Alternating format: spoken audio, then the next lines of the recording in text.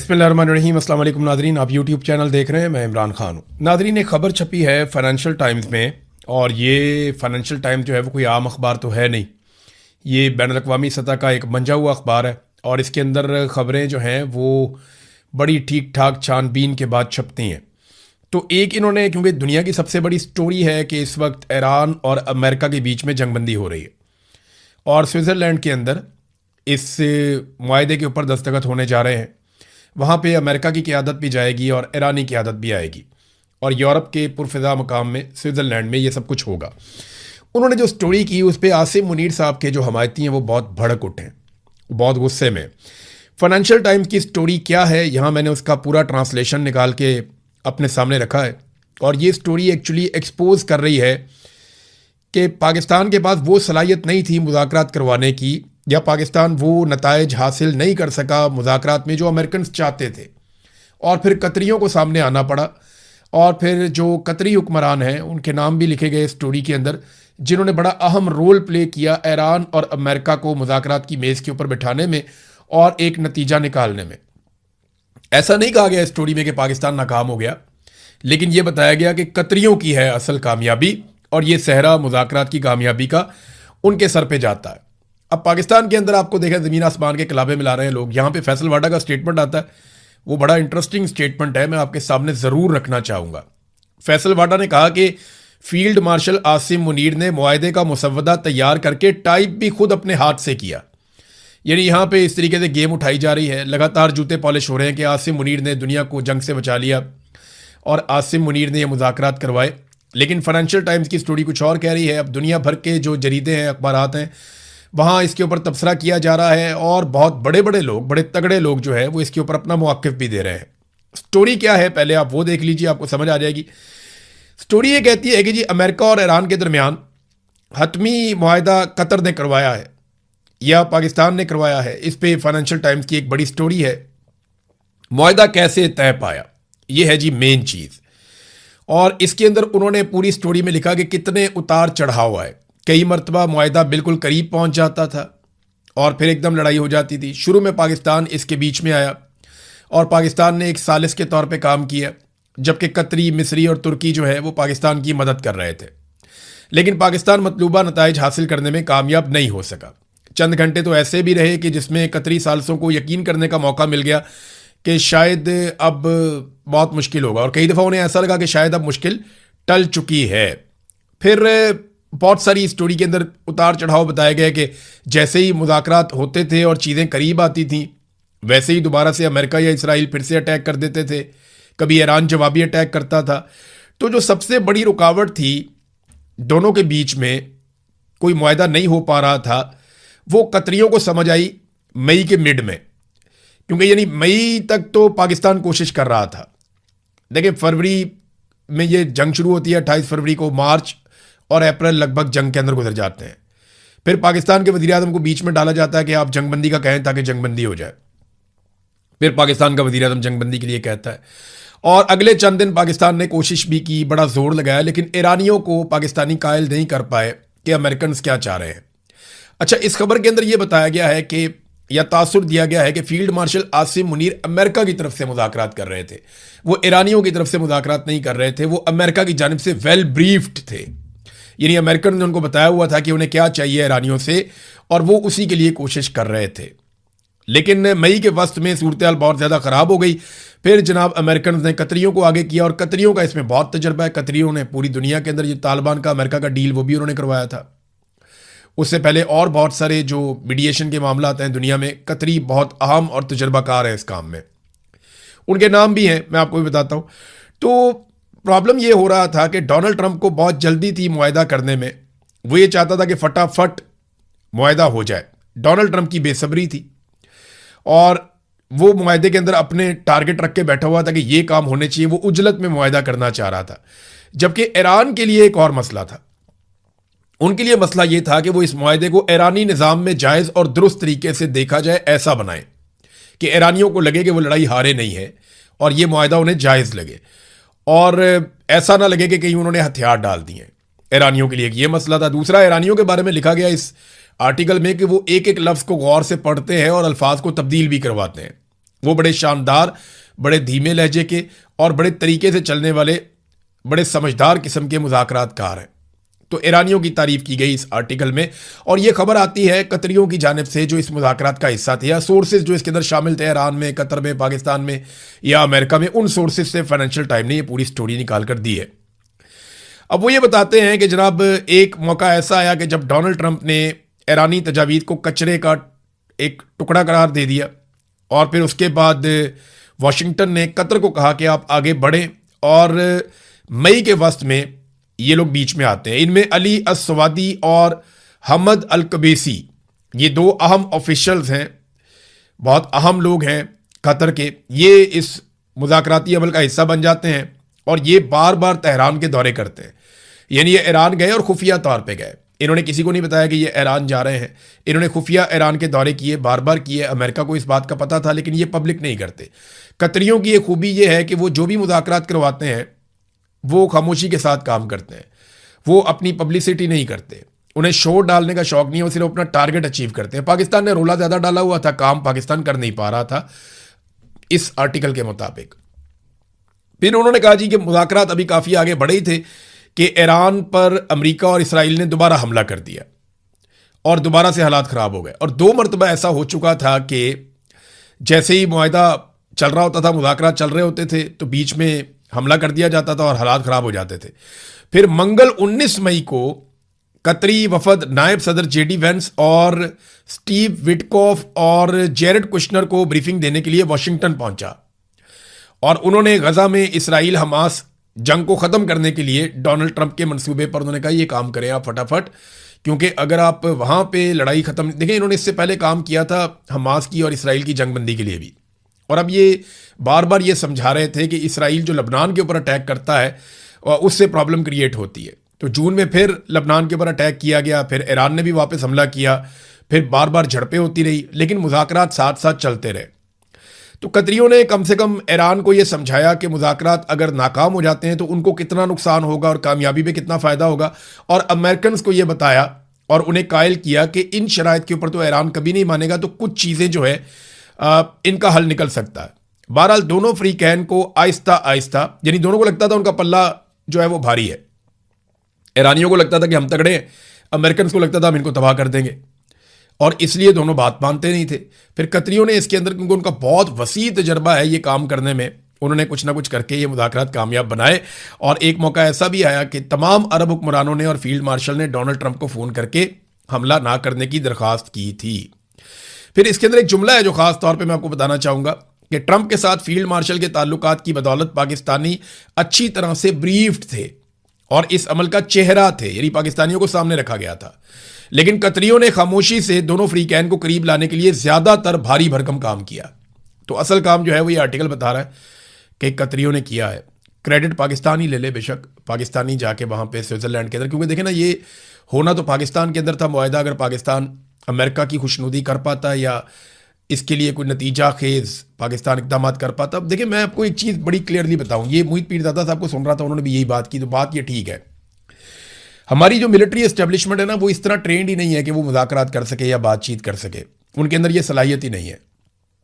अगर उनमें ये सलाहियत होती तो बांग्लादेश थोड़ी टूट जाता, अगर ये सलाहियत होती तो वो इंडिया के साथ अपने मामलात बातचीत से हल कर लेते, सलाहियत होती तो अफगानिस्तान के साथ अपने मामलात बातचीत के साथ हल कर लेते, अगर सलाहियत होती तो पाकिस्तान के अंदर जो बलूचिस्तान से लेकर खैबर पख्तूनख्वा तक आग लगी हुई है वो आग ना लगी हुई होती, बातचीत करने की सलाहियत होती तो आज कश्मीर के अंदर लोगों का खून ना बह रहा होता।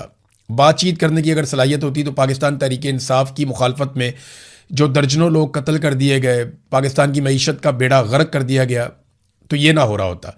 तो पाकिस्तान की एस्टेब्लिशमेंट में बातचीत करने की बिल्कुल कोई सलाहियत नहीं है, बिल्कुल नहीं है। ये सिर्फ बंदूक की ज़बान जानते हैं, मार कुटाई इनका काम है, मुकदमे दे दो, मार कुटाई कर लो, ये कर लो, वो कर लो, इसके अलावा कुछ नहीं कर सकते। बातचीत करने की सलाहियत इनमें नहीं है। अगर होती तो पाकिस्तान में आपको दिखाई देती। पाकिस्तान के हालात बता रहे हैं कि हम बातचीत करने की सलाहियत नहीं रखते। हाँ ये ज़रूर है कि अगर कोई हमें सामने कर ले तो एक्टिंग वैक्टिंग हम करके आ जाते हैं। तो इस पर अब पाकिस्तान में गुड्डी चढ़ाने की कोशिश की जा रही है। फील्ड मार्शल आसिम मुनीर की जनाब के हमारे डंके बज गए पूरी दुनिया में, वो बजेंगे भी, क्योंकि आपको फेस के तौर पे सामने रखा गया है। और कतरियों को ज़्यादा शौक नहीं है कि वो सामने आकर अपने गेम उठाएं, या कतरियों को ऐसी कोई मजबूरी भी नहीं है क्योंकि उनके मुल्क के अंदर उनकी हुकूमत और वो उनकी रहनी है, वो वहाँ पे तगड़े हैं और उनकी बादशाहत है, उन्हें प्रॉब्लम कोई नहीं है, तो वो अपना काम खामोशी के साथ करते हैं। तो पाकिस्तानियों को या पाकिस्तानी सरकार को या फील्ड मार्शल को ज़रा तारीफ़ों की ज़रूरत है कि हमें तारीफ़ें वारीफ़ें मिल जाएं। लेकिन ये जो फाइनेंशियल टाइम की स्टोरी है, इसके बाद जो गालम गलोच हो रही है फाइनेंशियल टाइम्स के ऊपर, जो लोग इस पर तबसरा कर रहे हैं उनके ऊपर भी हो रही है, और बहुत सारे टाउट्स छोड़ दिए गए हैं इस काम को करने के लिए। अच्छी बात यह है कि चले दुनिया में अमन आने जा रहा है, कोई भी लेकर आ रहा है, अमन आने जा रहा है। तो अब पाकिस्तान के अंदर कम से कम ये बहाना तो ख़त्म हो जाएगा ना कि हमने महंगाई इसलिए कर दी कि दुनिया में अमन नहीं था। दुनिया में कहीं कोई पटाखा चल जाए ना तो पाकिस्तान के अंदर चीज़ें महंगी हो जाती हैं। इनको तो बहाना चाहिए चीज़ें महंगी करने का, इनको तो बहाना चाहिए पाकिस्तानी लोगों का खून निचोड़ने का, लिहाजा कम से कम ये बहाना तो ख़त्म होगा। शहबाज शरीफ ने ना एक स्टेटमेंट दिया, उसके बाद मैं ये सोच रहा था कि हमारे जो मौजूदा हुक्मरान है पाकिस्तान में, इन जैसे झूठे तो हमने ना कभी पढ़े ना कभी देखे। यानी शहबाज शरीफ का आप स्टेटमेंट देखें, आप हैरान रह जाएंगे। ये एक्सप्रेस न्यूज़ के ऊपर छपा हुआ है, पहले आप स्टेटमेंट सुने फिर मैं आपको बताता हूँ इन्होंने गेम क्या डाली। शहबाज शरीफ ने कहा यह मुमकिन नहीं कि अवाम कुर्बानी दें और अशराफिया मुराद हासिल करती रहे। आपको पता है इस बजट के अंदर इन्होंने जो बड़े बड़े इदारों को छूट दी है उसका ये बताते ही नहीं है कि इन्होंने किसको कितनी छूट दी है। अशराफिया को ये बताते ही नहीं है कि कितनी बड़ी बड़ी कंपनीज को, बड़े बड़े इदारों को इन्होंने कितना कितना अरब का टैक्स का छूट दिया। ये बताते ही नहीं है कि फौजी फाउंडेशन को इन्होंने और उसके झेली इदारों को इन्होंने कितनी छूट दी है टैक्सेस के अंदर, ये नहीं बताते। गरीब आदमी को कहाँ पे छूट दी है? गरीब आदमी के बाद छोटी मोटी जो सब्सिडी होती थी वो भी छीन ली। पेट्रोल इस वजीर आजम ने 70 रुपए लीटर करना था, 170 रुपए वो पेट्रोल के ऊपर लेवी ले रहा है।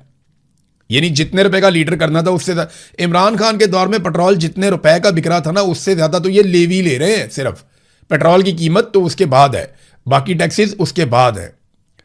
तो ये लोगों को बेवकूफ़ बनाते हैं कि गरीब आदमी के लिए इन्होंने ही कहा था ना कपड़े बेच देंगे, लोगों को आटा देंगे, रोटी देंगे, लोगों को सहूलियात देंगे। इन्होंने ही कहा था कि 300 यूनिट तक बिजली का बिल हम अदा करेंगे, आप अदा नहीं करेंगे। बेड़ा गर्क कर दिया पाकिस्तान की मईशत का। 1 यूनिट भी इस्तेमाल होता है, 2 यूनिट भी इस्तेमाल होते हैं तो हज़ारों में बिल आ जाता है। फिक्स चार्जेस इन्होंने लगा दिए हैं, लेवियां ये वसूल कर रहे हैं, एक के बाद एक टैक्स आम आदमी के ऊपर लगाते चले जा रहे हैं। वो कहते हैं जनाब अशराफिया जो है वो टैक्स देगी। शहबाज शरीफ का बयान है कि अशराफिया मुराद हासिल करती रहे और अवाम कुर्बानी दें, ये मुमकिन नहीं है। अवाम के लिए आपने कौन से प्राइवेट जेट लिए हैं? अभी इस साल के बजट में 9 अरब रुपया रख लिया पंजाब हुकूमत ने प्राइवेट जेट के लिए। मुझे बताएं ना ये पैसा किसका है? ये जो आप जहाज लेते हैं, जो आप सैर सपाटे करते हैं, पूरी दुनिया में आप वीवीआईपी बन के घूमते हैं, जो प्रोटोकॉल्स आप ले रहे हैं, जो अपनी तनख्वाहों में आप इजाफा कर रहे हैं, ये सारा कुछ आप क्यों कर रहे हैं? आम आदमी की तनख्वाह कितनी बड़ी है और वज़रा की तनख्वाह कितनी बड़ी है? ज़रा ये आपको मैं थोड़ी सी एक झलक दिखाता हूँ, आपके 14 तबक रोशन हो जाएंगे जो पाकिस्तान के साथ इन्होंने किया है। अब आ जाए जी मरियम नवाज के दौर के अंदर इन्होंने वज़रा की तनख्वाहें कितनी बढ़ाई और आम जो MP है उनकी तनख्वाह कितनी बढ़ाई है। तो ये देखें जी 76,000 रुपये से बढ़ाकर 4 लाख रुपए कर दी। यानी जो तनख्वाहों में इजाफा किया गया वो 426% इजाफा किया गया।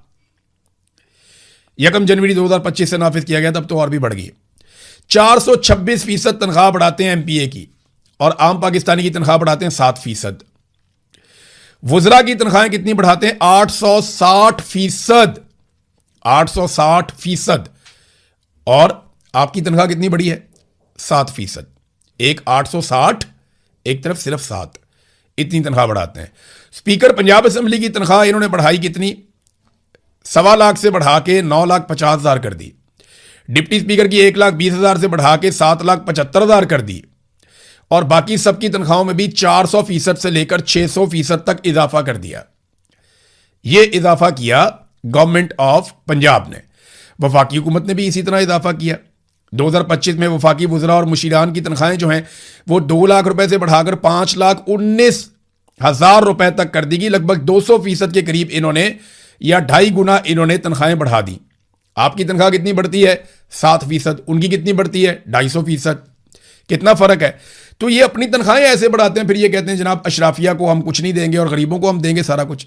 आप लोगों को बेवकूफ़ समझते हैं। हम बैठे हैं ना लोगों को डाटा बताने के लिए, क्योंकि हम गरीबों में से ही उठ के आए हुए हैं, हम उन्हीं के लोग हैं और हम आपको बताएंगे। और हर आदमी को इसके ऊपर पढ़ना चाहिए, लिखना चाहिए, बोलना चाहिए। आज सोशल मीडिया का दौर है, आप सारे ये आवाज़ उठाएं कि MPAs की, MNAs की, मिनिस्टर्स की, सेनेटर्स की, इनकी तनख्वाहें बढ़ी हैं जब से ये सरकार आई है। 400-400%, 600-600%, 900-900% तक इनकी तनख्वाहें बढ़ी हैं और महंगाई भी इसी रफ्तार से बढ़ी है। आपकी तनख्वाहें कितनी बढ़ाई गई? आपकी तनख्वाह बढ़ती है 10%, 5%, 7%, और इस मरतबा 7% की तजवीज़ दी गई है तनख्वाहें बढ़ाने की। और इसके अलावा जो इनके TADA हैं, आनियाँ जानियाँ हैं, इनके जो प्रोटोकॉल्स हैं, इनको जो घर मिलते हैं, इनको जो अलाउंसेस मिलते हैं, वो इसके अलावा है। जो इनकी तनख्वाहें बढ़ी वो बाकी सारी चीज़ें इसके अलावा है। तो ये शहबाज शरीफ साहब जनाब इतने ढिले मुंह के साथ झूठ बोल देते हैं कि जनाब ये मुमकिन नहीं कि अवाम कुर्बानी दें और अशराफिया मुराद हासिल करती रहे। ये झूठ बोलते हैं। इमरान खान साहब के बारे में नाजरीन दो बड़ी अहम खबरें हैं। उनके दो केसेस हैं जो लगने जा रहे हैं सुप्रीम कोर्ट ऑफ पाकिस्तान में। पहला केस इमरान खान साहब का जो सुप्रीम कोर्ट ऑफ पाकिस्तान में लगेगा वो उनकी बहन की जानिब से है कि शिफा इंटरनेशनल अस्पताल में उन्हें मुंतकिल किया जाए और उनका इलाज उनके ज़ाती मुआलिजीन की मौजूदगी में किया जाए। ये उनकी बहन उज़मा खानम ने ये दरख्वास्त दी थी। एक तो ये केस है। दूसरा केस इमरान खान साहब का फैमिली और वकला और पार्टी के जो लोग हैं उनसे जो मुलाकातें करवानी हैं, अदालती हुक्म के बावजूद वो मुलाकातें नहीं हो रही। इस पर भी एक समाअत जो है वो सुप्रीम कोर्ट ऑफ पाकिस्तान में होने जा रही है। ये दोनों केसेस की समाअत कल हो जाएगी। अब देखते हैं कि इसके ऊपर क्या नतीजा निकलता है। लेकिन सुप्रीम कोर्ट ऑफ पाकिस्तान इंसाफ दे सकती है अगर वो चाहे तो, लेकिन नॉर्मली हमने पाकिस्तान में इंसाफ होता हुआ नहीं देखा। नाज़रीन, नवाज शरीफ साहब ने बिलाखिर एक स्टेटमेंट दिया कश्मीर के हवाले से। उन्होंने कहा कश्मीरी अवाम पाकिस्तान से अपना नजरियाती और फिक्री रिश्ता बरकरार रखते हुए पुरअमन रहें, धरनों को खत्म करके बामकसद मुज़ाकरात करें। नवाज शरीफ साहब ने ना किसी मुतालबे पे कोई बात ही नहीं की कि मुतालबात जायज़ हैं नाजायज़ हैं, कश्मीरी क्या मांग रहे हैं, उस पर बात ही नहीं की। भाई इतना बड़ा लीडर है, 3 दफ़ा वज़ीर आज़म रह चुका मुल्क का, अपोजिशन लीडर भी रह चुका है, वज़ीर आला भी रह चुका है, उसकी राय कोई नहीं है। उसने अपनी राय नहीं दी कि कश्मीरी जो मांग रहे हैं वो ठीक है या गलत है। कश्मीरी अपने हकूक़ के लिए पुरअमन तरीके से एहतजाज कर रहे हैं, वो ठीक है या गलत है, वो बात ही नहीं करते। मिलिट्री एस्टेब्लिशमेंट का चमचा बनकर रह गए मियां नवाज शरीफ साहब। ये उनकी हालत हो गई और अब वो गोल मोल स्टेटमेंट जारी कर रहे हैं कश्मीर के बारे में सिर्फ इसलिए कि आने वाले दिनों में कश्मीर में इलेक्शन है। और मियां साहब की जो दुर्गत बनी है पहले पाकिस्तान के इलेक्शन में कि उन्हें एक किराए की सीट दी गई, वो भी आधी रात को RO तब्दील करने के बाद यास्मीन राशिद ने मियां साहब को नाकों चने चबवाए हैं।